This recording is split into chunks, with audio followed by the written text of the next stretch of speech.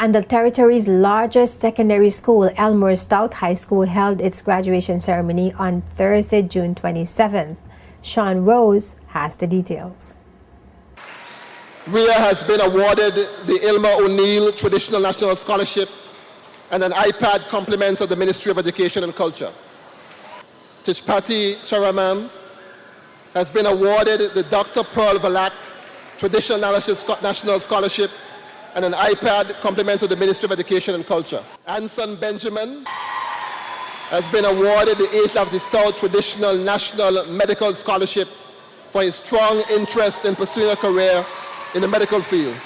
Minister for Education and Culture Myron Walwyn says come next year the graduating class will be the first that would be required to sit both the Territorial Secondary School exams as well as the Caribbean Examination Council Secondary School exams. He said students would be required to have 5 CXC passes to receive government scholarships to study overseas. We see this as an opportunity to validate our education system as well as to give our students choices. CXC exams have proven to be certification that is more and more requested by tertiary institutions. It tells colleges and universities around the world that our students have been tested at a very high standard. These are opportunities that we should present for our young people. I am well aware that CXC examinations are not free. The government, however, feels that these exams are indeed necessary for our young people. And so during our initial transition, the government will take on the full cost of the exams. As of 2014, we will be requiring students that wish to apply for a government scholarship to study abroad to have 5 CXCs in order to be eligible for a scholarship. Addressing the Elmore Stoutt High School's graduation exercises on June 27 at the Multipurpose Sports Complex, which attracted arguably the largest crowd for any graduation ceremony held this year, the Education Minister said his ministry needs to be more vigilant. He pointed out that students entering high school with academic challenges would be identified and placed in remedial programs. While we are raising standards in our schools, we must raise the quality of instruction in our classrooms. We in the Ministry and Department of Education must become more vigilant. We must do the things that are necessary to improve our education system to serve not some, but all of our children.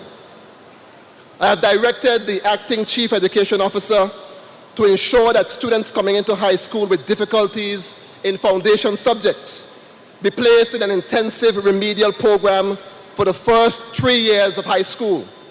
These students will have the opportunity to take classes alongside their peers, but will be taken out of their regular class schedule for classes in maths, English, and reading.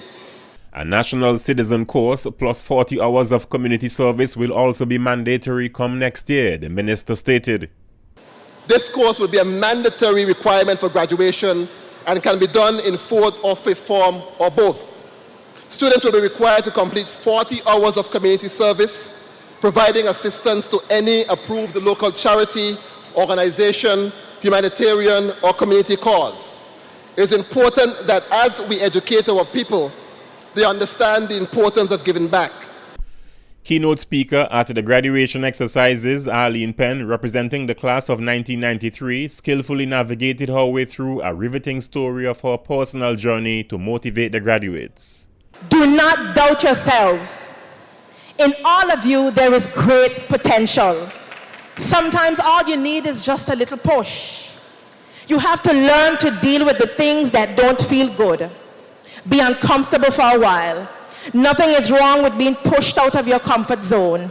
Some of us are afraid to take steps, to take a chance, to risk new beginnings, and then wonder why we are so stagnant in life. But the reality is, life isn't all about what feels good. Life is about stepping up to the plate and being the best you. When we are young, we like to behave like we know everything. The reality is, we cannot see it all.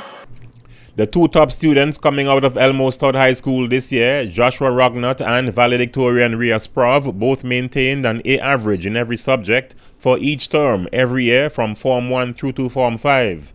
Ria Sprov used her valedictory address to express gratitude on her behalf and that of her fellow graduates to their teachers, parents, and the government. the love, opportunities, support, guidance, challenges, highs and lows that the Elmore Stoutt High School family and friends have offered us will never be forgotten.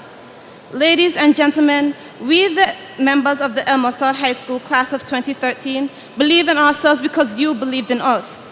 We want to say thanks for preparing us to change our worlds for the better. Of the 213 final year students at the Elmore Stoutt High School, 186 graduated. Meanwhile, the Education Minister also challenged parents, especially fathers, to be more active in the academic development of their children.